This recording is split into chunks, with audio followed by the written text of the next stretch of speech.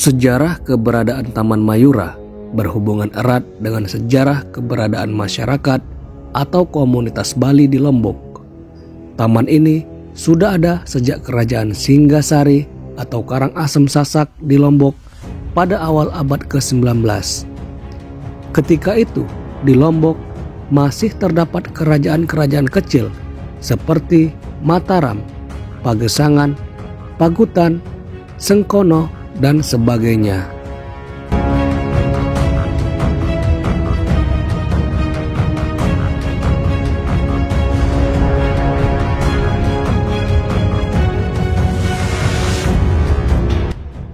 Dalam perkembangan selanjutnya, dari kerajaan-kerajaan kecil itu sampai dengan tahun 1838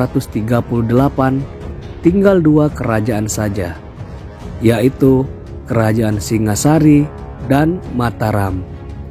Kedua kerajaan ini terlibat dalam peperangan di mana Kerajaan Singasari mengalami kekalahan. Raja dan keluarganya melakukan puputan di Sweta. Hanya dua orang anak kecil keturunan Kerajaan Singasari yang berhasil diselamatkan dan dibawa ke Karangasem, Bali.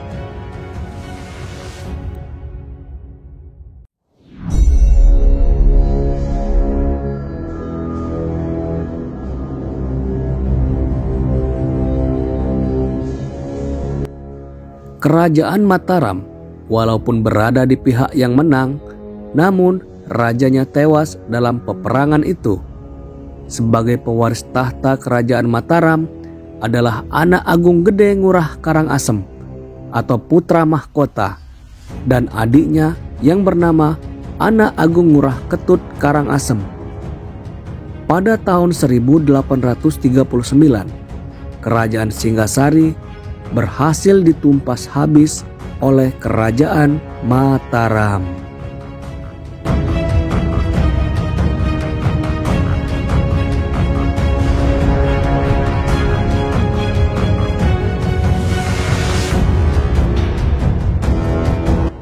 Pada pertengahan abad ke-19, putra mahkota Kerajaan Mataram membangun puri di atas bekas puri Kerajaan Karangasem Singasari yang hancur.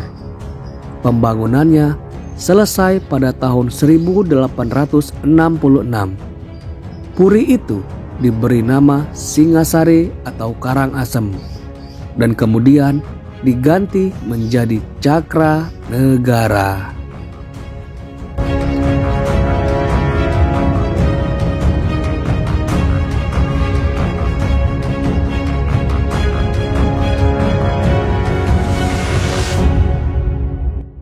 Ketika terjadi perang melawan Belanda atau ekspedisi Lombok pada tahun 1894 yang berakhir dengan kekalahan Kerajaan Mataram, puri kerajaan hancur.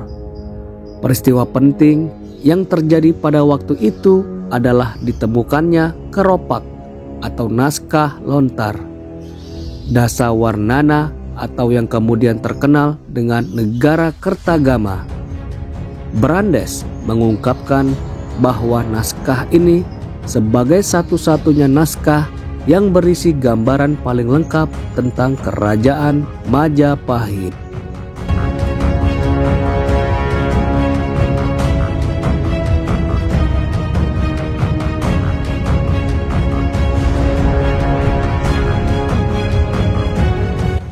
Kekalahan Kerajaan Mataram atas Belanda berarti berakhirnya masa pemerintahan dengan sistem kerajaan di Lombok. Peristiwa itu juga menandai awal masa pemerintahan Hindia Belanda di Lombok.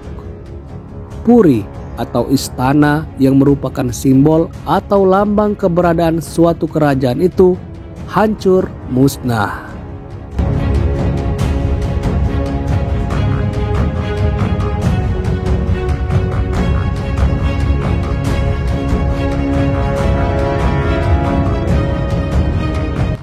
Berdasarkan pada kenyataan tersebut, maka Taman Mayura dan juga Pura Meru dapat dipandang sebagai satu-satunya bukti kehadiran Kerajaan Singasari atau Karangasem di Lombok.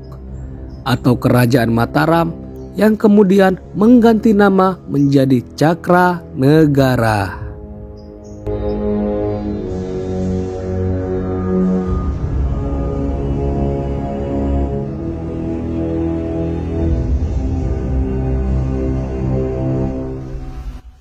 Tentang nama Taman Mayura muncul pada masa pemerintahan Anak Agung Gede Ngurah Karangasem. Pada mulanya, taman ini dikenal dengan nama Taman Kelepuk. Nama ini diambil dari bunyi kelepuk-kelepuk suara yang keluar akibat derasnya mata air yang ada di kolam atau telaga taman itu. Semula kawasan Taman Mayura adalah kawasan hutan yang banyak ularnya. Untuk itu diperlukan sejenis unggas pemangsa ular sebagai predator, yakni burung merak. Pada masa pembangunan Taman Mayura, Taman Kelepuk digunakan sebagai tempat memelihara burung merak. Maka jadilah taman itu menjadi Taman Merak. Nama lain burung merak dalam bahasa Sangsekerta adalah Mayura, dan sejak itu Taman Kelepuk berganti nama menjadi Taman Mayura.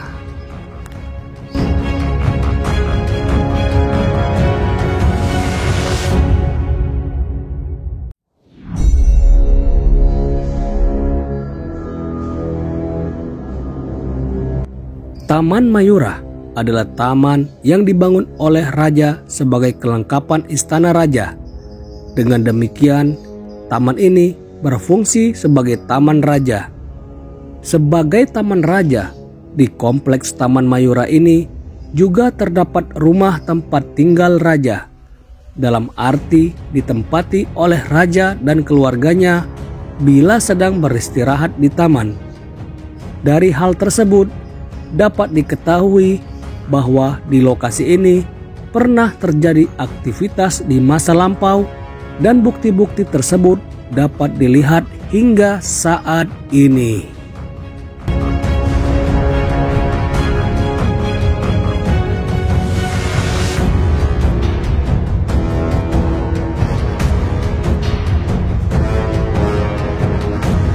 Balai Kambang atau disebut juga Balai Kencana yang pada saat menjelang perang melawan Belanda pada tahun 1894 digunakan sebagai tempat untuk menyimpan mesiu dan senjata.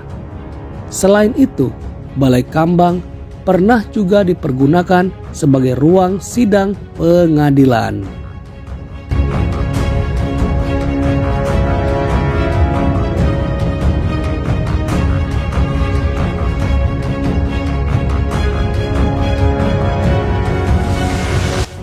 Struktur cagar budaya di situs Taman Mayura adalah sebuah gapura yang menjadi akses keluar masuk Balai Kambang.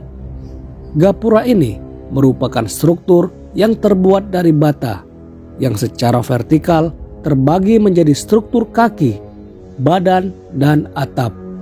Sedangkan dilihat dari sisi horizontal, terbagi menjadi struktur pengawak gede dan caping kiri kanan.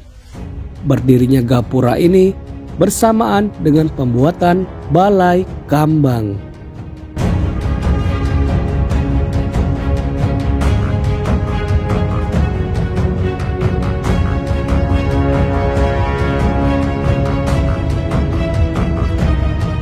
Ketiga pasang arca masing-masing ditempatkan pada bagian halaman Balai Kambang yang difungsikan sebagai penghias halaman. Posisi arca saling berhadapan satu sama lainnya. Masing-masing arca ditempatkan pada bagian timur, selatan, dan barat halaman Balai Kambang. Ciri-ciri ikonografi yang ditonjolkan arca ini memperlihatkan seorang tokoh muslim memakai pakaian adat Banjar. Informasi masyarakat yang diperoleh di lapangan menyebutkan bahwa arca ini dimaksudkan sebagai cerminan adanya rasa persatuan dan kesatuan dua unsur agama yang berbeda di Nusa Tenggara Barat sekitar abad ke-17.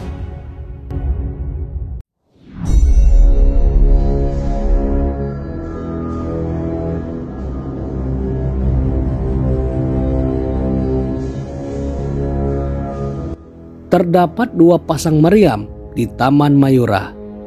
2 pasang meriam ini ditempatkan pada bagian halaman Taman Mayura yang saat sekarang difungsikan sebagai penghias halaman.